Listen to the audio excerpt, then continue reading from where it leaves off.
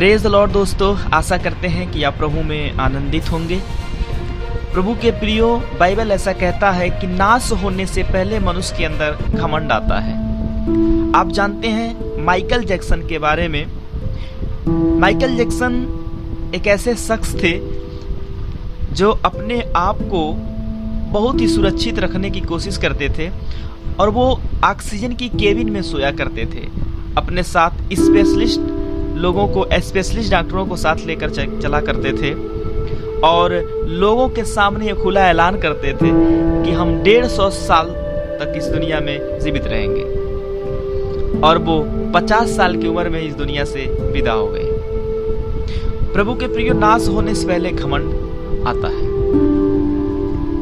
आप Titanic boat के बारे में जानते होंगे या सुने होंगे कि वो इंग्लैंड से यूएसए के लिए जब रवाना किया गया, उससे पहले उसके बनाने वालों ने ये बात कही कि खुदा भी इसे चाहे तो तोड़ नहीं सकता, खुदा भी चाहे इसे डुबा नहीं सकता। पर आप सब जानते हैं कि उस जहाज में लगभग 2224 लोग सवार थे। और जब जहाज इंग्लैंड से यूएसए की तरफ बढ़ा, बीच में एक आइस से टकरा करके वो टूट गया। पर उसी जहाज में एक प्रभु के दास भी थे जिनका नाम था जॉन हार्पर, जो प्रभु की सेवा करने के लिए इंग्लैंड में गए थे और उन्हें यूएसए जाना था। उन्होंने भी टाइटैनिक की टिकट लेकर के उसमें बैठ ली। और जब बीच समुद्र में जाकर जहाज टूटने लगा और डूबने लगा, सबके सब लोग तितर बितर होने लगे। और जब सबके सब लोग घबरा गए, पर ये प्रभु के दास लोगों को उस हालात में भी यीशु मसीह के बारे में बता रहे थे। हालांकि वो प्रभु के दास होने के नाते लोगों को काफी हद तक बचाने की कोशिश किए, प्रभु के बारे में बताते रहे, आखिरी पल तक यीशु मसीह के बारे में लोगों को बताते रहे और लोगों से कहते रहे कि क्या तुम बच रहे हो, क्या तुम सेव हो। लोग बोले हम डूब रहे हैं, हम सेव तो नहीं हैं। पर वो ये कहना चाहते थे कि तुम यीशु मसीह को जान रहे हो तो सेव हो। वो डूबते डूबते उस विषम परिस्थितियों में भी तैर तर के जितना उनसे बन पड़ा, लोगों के पास जा जा करके यीशु मसीह के बारे में बताते थे। लगभग रात 11:45 पे जहाज टूटने और डूबने लगा। पर प्रभु के प्रियो, वहां पे प्रभु के दास ने परमेश्वर के काम को किया। उस बुरी हालात में भी, उस विषम परिस्थितियों में भी हम उनसे एक सीख ले सकते हैं। जब आज भी हम विषम परिस्थितियों में हैं, उस हालात में भी हम यीशु मसीह के कलाम को लोगों तक पहुंचा सकते हैं। पर बात है घमंड की।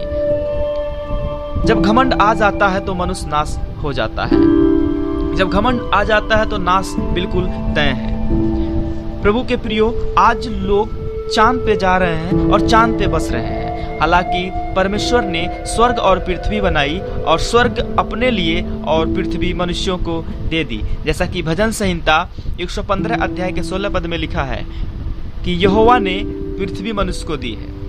जब परमेश्वर ने मनुष्य को पृथ्वी दी है तो मनुष्य पृथ्वी पे ही रहे, ना कि खुरापाती करे। पर अगर ऐसा होता नहीं तो ओबदा की भविष्यवाणी ना पूरी होती। ओबदा नबी की पुस्तक 1 अध्याय के जब 4-5 पढ़ेंगे तो उसमें आपको मिलेगा कि लोग तारा मंडल में अपना घोंसला बनाएंगे और उनके अंदर अहंकार आ जाएगा। पर वो कहेंगे कि कौन हमें यहाँ से नीचे उतार देगा। पर लिखा है कि चाहे तू तारामंडल में अपना घोंसला बना ले, चाहे तू कात की नाई उड़े, फिर भी मैं तुझे वहां से नीचे गिराऊंगा। ये यहोवा की बाणी है। प्रभु के प्रियो, अहंकार एक चिन्ह है नाश होने का, क्योंकि नाश होने से पहले अहंकार आ ही जाता है। आप जानते हैं नबूकदनेस्सर राजा के बारे में। नबूकदनेस्सर बेबीलोन के एक बहुत बड़े प्रभावशाली राजा हुए, पर उनके मन में भी अहंकार आया। आप देखते हैं नबूकदनेस्सर दानियल की पुस्तक 4 अध्याय का 28 पद से आप देख सकते हैं। वहाँ इस प्रकार से लिखा है, यह सब कुछ नबूकदनेस्सर राजा पर घट गया 12 महीने के बीतने पर, जब वह बेबीलोन के राजभवन की छत पर टहल रहा था। तब वह कहने लगा, क्या यह बड़ा बेबीलोन नहीं, जिसे मैं ही ने अपने बल और सामर्थ्य से राज निवास होने को और अपने प्रताप की बड़ाई के लिए बसाया है।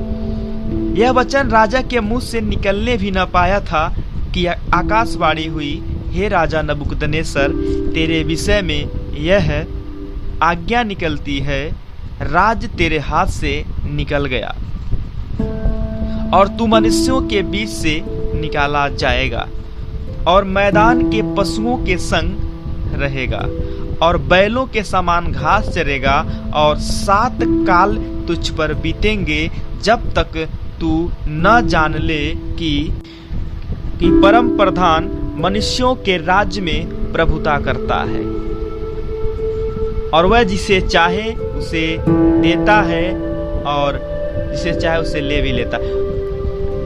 उसी घड़ी यह वचन नबूकदनेस्सर के विषय में पूरा हुआ।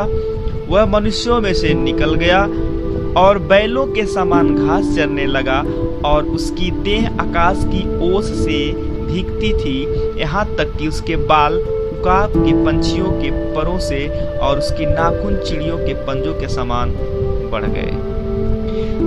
प्रभु के प्रियो, इनके अंदर घमंड आया कि ये बेबीलोन की सारी चीजें, जितनी भी चीजें दिख रही हैं, क्या मैंने ना बनाया। इनके अंदर ऐसा घमंड आया और ये पशु के समान हो गए।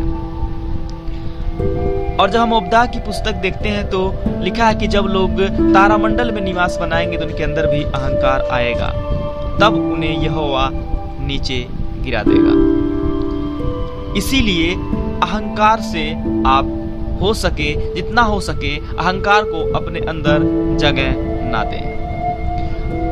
प्रभु के प्रियो, इससे पहले भी बहुत सारे लोग आए जिन्होंने अहंकार किया और वो नाश हो गए।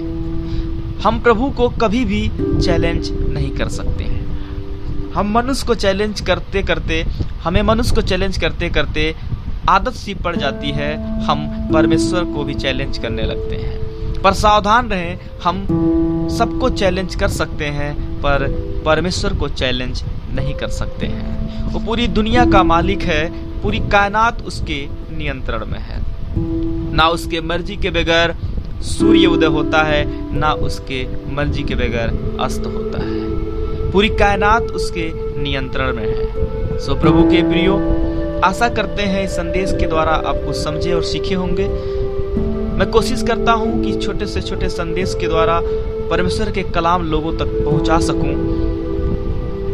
आपसे निवेदन है कि आप मेरे लिए दुआ करते रहें ताकि हम और बेहतर तरीके से परमेश्वर के वचन को लोगों तक पहुंचा सकूं। जय मसीह।